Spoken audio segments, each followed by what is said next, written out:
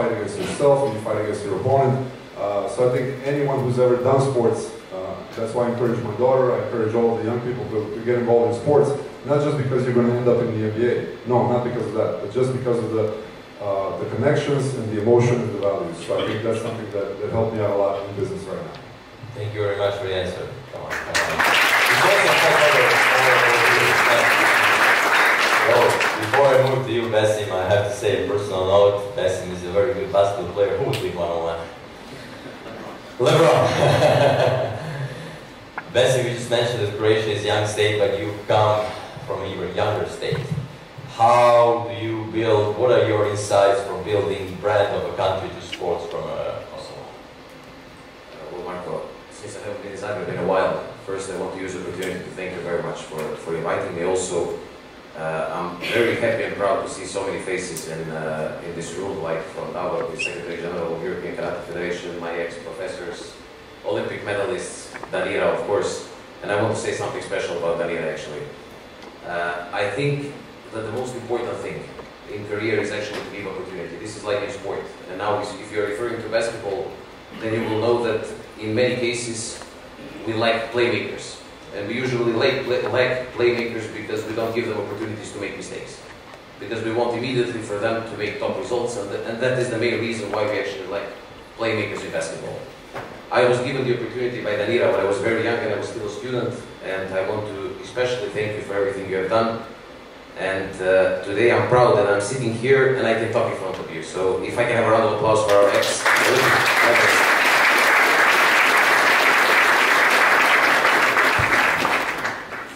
Now another fact, before going to Kosovo. Do you know that about 50% of the countries in the world have still no Olympic medal? And about 70% of the countries in the world have no gold Olympic medal.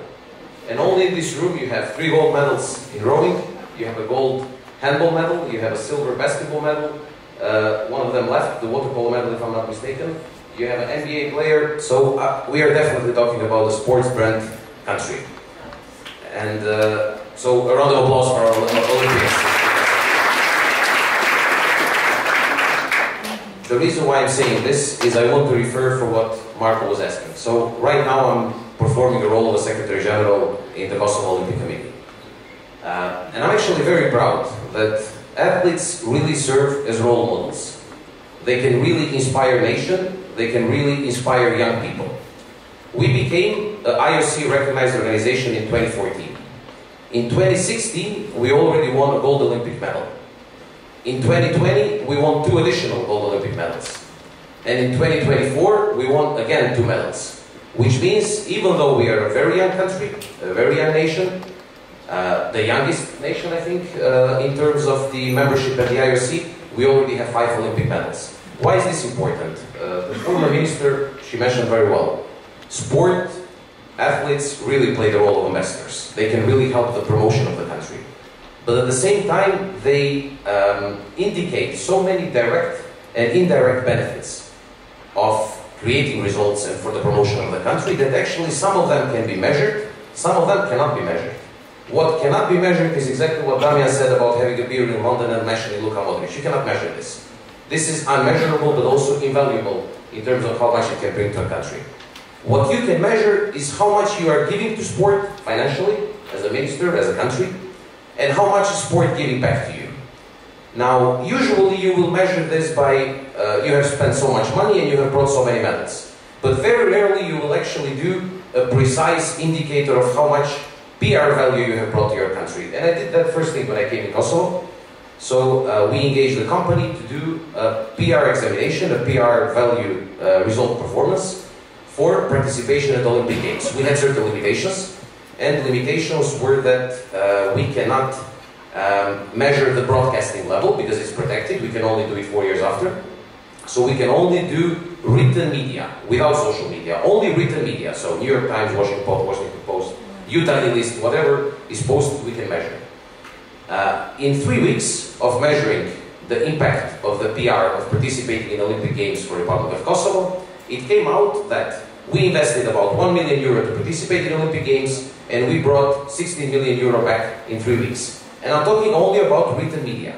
Now, if we talk about broadcasting, if if we talk about social media, then I can guarantee that actually it makes billions, what you bring back.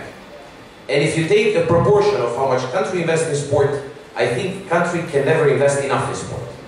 Because what sport can bring back to the country, as I said, is really invaluable. And I think this is a key indicator of how we should look into sport and what it brings back to the country.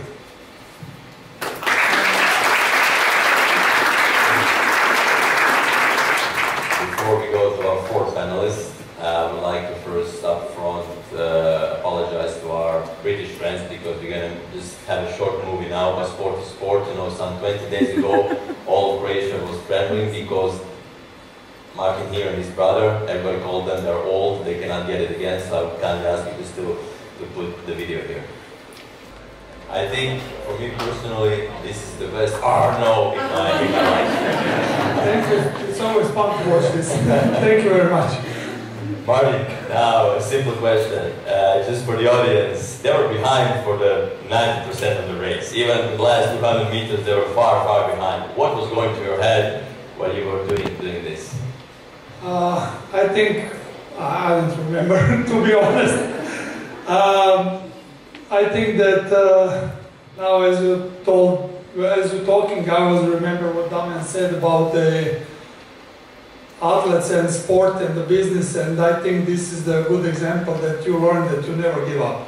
That is a really good thing that you can invest after in your life, not only in business, in everything. So this is I think the never give up here is the most important lesson. And I mean, as you told, what is going through your head in the last 200 meters, you can't really feel anything. You have no energy, so you are just trying to do your best to give everything you have and not to do a mistake. So, but to be honest, I can maybe some of the athletes here know what I'm talking about. A lot of people ask me, what are you thinking before the race? What is going through your head? What is your mind set on? Everybody, when they see me on the start, they are thinking, you look very focused. What are you thinking about? I think the main thought in all the athletes' heads are, I can't wait this to be over. I think not a lot of athletes wants to admit it, but that's the main thought. So you are trying to do your best, but still it's really big pressure on you. So I think that's the most common thought in all the athletes' heads. So it's amazing to be on the Olympics. This was our fourth. So every time we came again on the Olympic Games, it's amazing how big it is. So I don't know what to say more, but I can honestly say that I think a lot of governments and a lot of people don't do a lot of recognition to the university sport, and I think we should, because the university sport is like one step under the Olympic Games and everything, but I think it's the same importance in the people's life, because we need to be very aggressive to give opportunity to all the population to do sport. So I think we need to give more and more credit to the university sport and, let's say, high school sport and school sport. I think we need to invest in that too, so it will bring us a lot of good. And only I wanted to say that a lot of rowers in my club in Croatia, when you see them, I don't know if that's in basketball and other sport, probably it is. So they are on the top level athletes and they are on the university. As long as they are on the top level athletes, they will be good in the university. Some of them said, okay, it's too much for me, we'll stop row, we'll stop to do the training every day, it will be easier for us. Then when they stop the rowing, when they stop the sport, then the university is suffering too, because they don't have the same focus and the same energy. So I think it's going really good, the university and the sport together. So I think we need to invest in that. But be honest, you're thinking, I'm going to FISU Forum, I cannot go to the students with the bronze medal and say I have to win. Sport Federation. And thank you, Ferris, also for organizing this. I think it's a great event for all the students, not only in Zagreb, but all over the world. I hear that we have now, today here with us, students from about 30 countries or something like this. Well, 48. 48, that's great. 50 countries, including Croatia. So I think this is amazing what we are doing now, because we should all invest in student sport, because like Marko says, in some sports, especially in rowing, I think it's important because of this is something that upgrades professional sport later on. So, but without investments in sport, not only in infrastructure, but now as a member of the European Parliament, I'm so glad that the European Parliament increased the budget for the Erasmus Plus program, which enables students to travel, to make networking among themselves, to share a lot of different experiences and to make some kind of a cohesion with new generation of European citizens. And I think that is important because of the values. If you have on one hand sport and excellence in academia, what is this then other than values of European Union? That we all want more students like this to be included in sports. And as I think that Martin today said something that is great for all of them and for all of us: never give up. So this is a great message. If something seems impossible, never give up. That is what sport is making for you and contributing for you to go forward, to work on yourselves, to be a better person, to be a better classmate, and all of other things which is also Damjan's mentioned in the beginning, which is important for all of us and you, especially you. I'm looking for the next generation of all of the world citizens here which are listening to what we are saying. So I think that at the end it is important to invest in the knowledge, invest in the young people, invest especially in sport, because it's covering everything that we discussed today. And for me, it's important, as I said in the beginning, as a member of the European Parliament, also to continue as I'm on the board for regional development. And one of the things we are trying to push very hard is from the cohesion funds, sport infrastructure. So, as I said in the beginning, and I'll finish it with this, I think without the base, and I think the base is the sport infrastructure, we cannot have young generations who are going to be just doing sports. We are not expecting everybody to be an NBA player, Damjan, or to win Olympic medals, but it's good, it's great. But we want to include more people, more young people, more children to love sports, because sport, as I said in the beginning, is a friendship for me. Thank you. Now you can have time, because now Horace has a stake. He's going to call you all the time in the European Parliament. In FISU, in student sports, we try to promote dual careers, but as I was very familiar with your MBA career, I was very surprised that you said you're not money-driven. So after your sports career, you start studying on Bocconi, right? Yep. So can you please share some thoughts on that? Well, both Bocconi University for management program and then the University of Zagreb for the kinesiology program. I try to give myself options, but I think dual career is a quite complex topic. Depending on the sport, I think it's up to, of course, the federations, to the academic institutions to provide resources. And then just to give players or athletes options. You know, athletes, I often say, they're very spoiled. You know, we are very hardworking, we're disciplined, but we live in our own very bubble. You know, especially if you work or if you play team sports, they're going to tell you when to wake up, what to eat for breakfast, what do you have to wear to the game, how you have to play. So you're basically, you know, in a military system where everything is organized for you. So, you know, players or athletes in general don't have a tendency to look too much outside of that bubble. It's just more focused on what I need to do today, the practice, the nutrition, the sleep. So I think it's up to the, you know, responsible teams, federations, you know, the Olympic committees, the governments to basically provide those resources and to basically, push them in front of players and say, hey, listen, you're going to stop playing one day. It's very important for you to be prepared.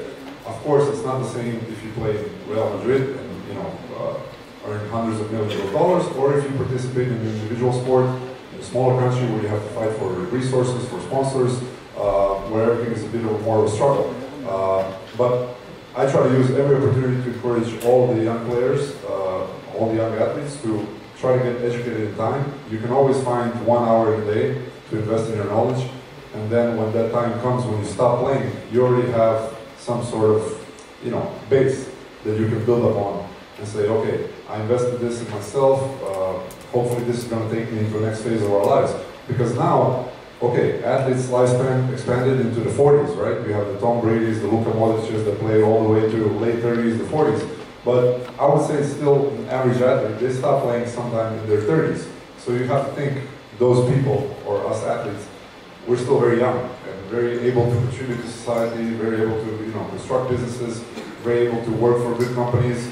It's very famous that companies tend to hire athletes because of their values, their discipline, their hard work.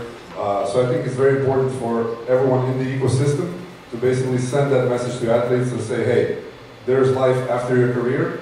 Here's the resource we have. Here's an education program. Here's a seminar. Here's a webinar. Here's a panel. Here's a congress that you can attend. Basically open up doors and opportunities for athletes so they can invest in themselves and hopefully, take themselves into the next phase of their life.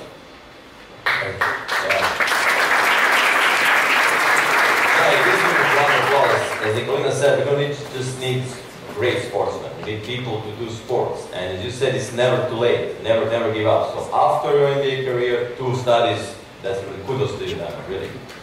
Thank you very much. I was very fortunate to play for a huge organization like the NBA. They, for example, can be a benchmark and some sort of a role model for how federations should take care of players.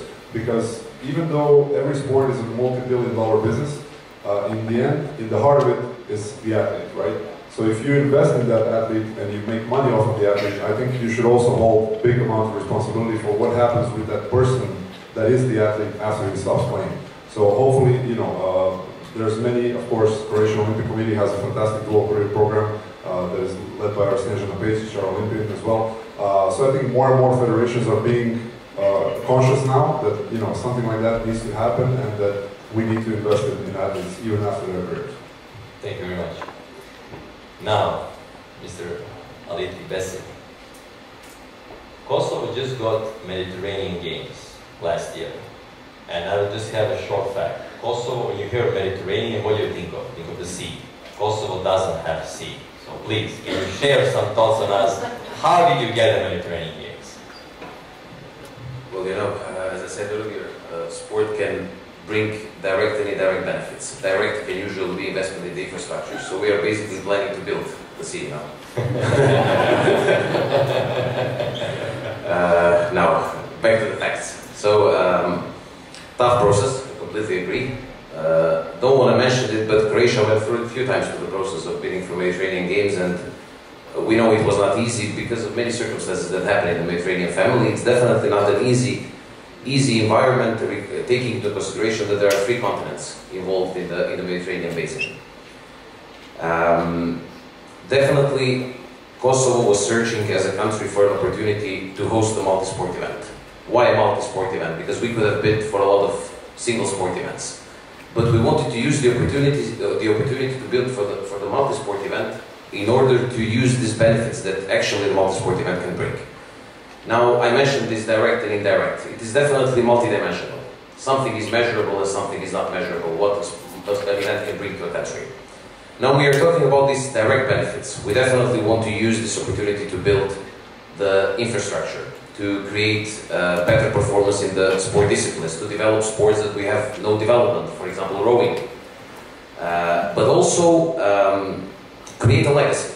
And I think behind convincing somebody whether to host or not host, and I think FISU president I think he will agree with me, when somebody comes to bid for an event, I think the most important factor of winning or not winning the sport event is actually convincing your counterpartner that you are leaving a legacy. What is your legacy plan? how will you use it, and how will it impact your country, but also the organization you're bidding for. Now, where is the common interest? The interest of the organization that is giving you the games is usually to have a stronger member, because stronger members, stronger organization, it brings benefits to the whole organization. The benefit of the organization that is actually bidding to host is creating a sustainable legacy. Now, we have mentioned many legacy points in our bidding. Of course, they were focused on the infrastructure, they were focused on sport, they were focused on creating better transportation infrastructure, etc. But the most important, in my opinion, is the human legacy. I've said this so many times, and I think that it is always the most important legacy that an event can create. Because it is such a big number of people that participate in a multi-sport event, either in the role of athlete, coach, spectator, volunteer, professional, employer, contractor, a numerous number of people. If you take Olympic Games, for Paris there was 300,000 people who applied to be a volunteer, and 80,000 approximately were selected. So you can just imagine, for being a volunteer, what kind of competition there is. And why so many people want to be involved in the sport events. It is because you get a fast-paced education. I think that working in a sport event is the fastest university you can finish. Because first of all, regardless of the functional area that you work with, you can either be engaged in sport, you can either be engaged in accommodation, you can either be in transport, in protocol, in media, in broadcasting, whatever you are. The only way to succeed is having all these puzzles work together. That's the university itself, first of all. And why am I proud that Kosovo bid for Mediterranean Games? Because for the first time in the history of the country, all the stakeholders sit together, work together, and decided to go for the same goal. This is not easy in the Balkan countries. To get together all the stakeholders and say, yes, we are in for the same goal. I can guarantee it's the same in Croatia. I can guarantee it's the same in majority of the countries in this part of Europe. How to convince them is exactly through a sustainable legacy plan, but also, as I said, to creating a sustainable human legacy plan. Now, I'm counting just number of stakeholders involved in terms of the human resources. So some of them will be participating, some of them will be volunteering, some of them will be engaged in the functional areas. And what will they do in the end of the day? First of all, we will give an opportunity to young people to perform. In many times, these young people are not given the opportunity. I said how I was given the opportunity, and I'm always thankful for that.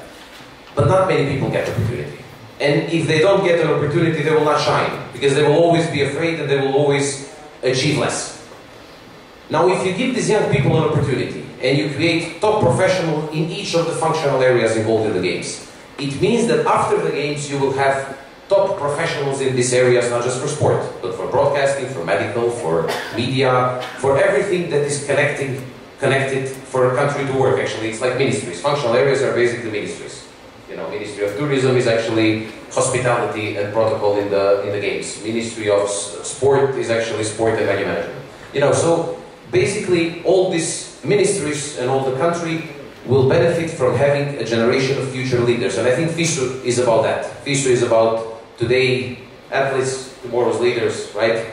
And that's exactly why multi-sport events are about. Not just the physical legacy, not just the money that is involved, not just the broadcasting, not just the marketing, but the people's emotions, people's experience, and those future leaders who can lead the country, not just in sport. And I'll give the last example here. When Peru organized Pan American Games, it was in 2019.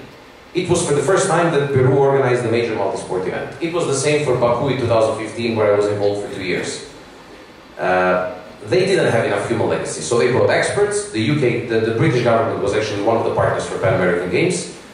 And what was the most important is that those same people who run Pan American Games were actually COVID response team during Corona time. So this country depended on these people who run Pan American Games to make sure that the country is safe and that the country is properly managed. It's just an example, but I think this is exactly the point. You can use multi-sport events to create people that you actually don't have in your country. When you create those people, you can advance not only in sport, but in all the areas, in all the fields that are involved in proper functioning of the country. And in the end of the day, I think if you organize better games and you involve all these sectors, functional areas, I think that in a few years you will have better equipped ministries, better equipped local governments, better equipped companies etc., etc. Marko, sorry if I spoke too much, but I wanted to express something from the bottom of my heart. You know, I mean, I just want to say something else. I wish I was an Olympian. I wish I was a gold medalist. At least nobody would care if I had a tie. I could come like, you know, and not this all the time. Thank you. Thank you, Besim.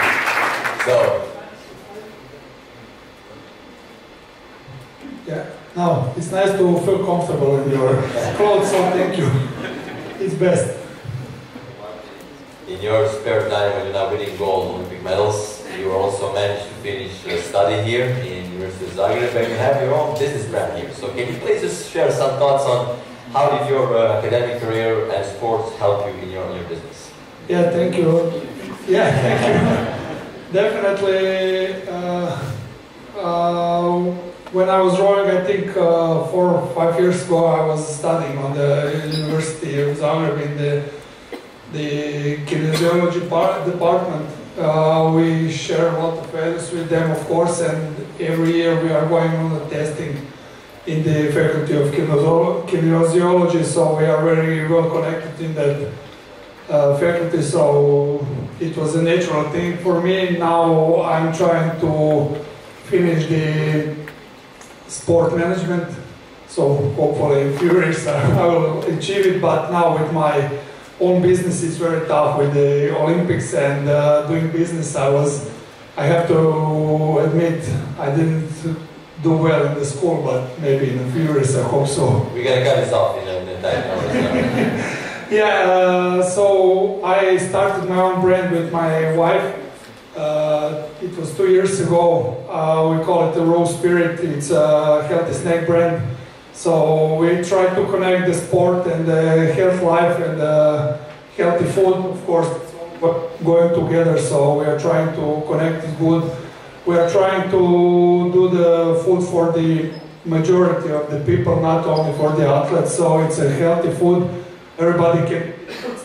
It's not only for the athletes. It's for all the population, so we'll see how it will go. It's tough in the business, definitely, but I learned something in sport, never to give up and to work hard and to be very stubborn. So I'm trying to open a lot of gates. It's the sport career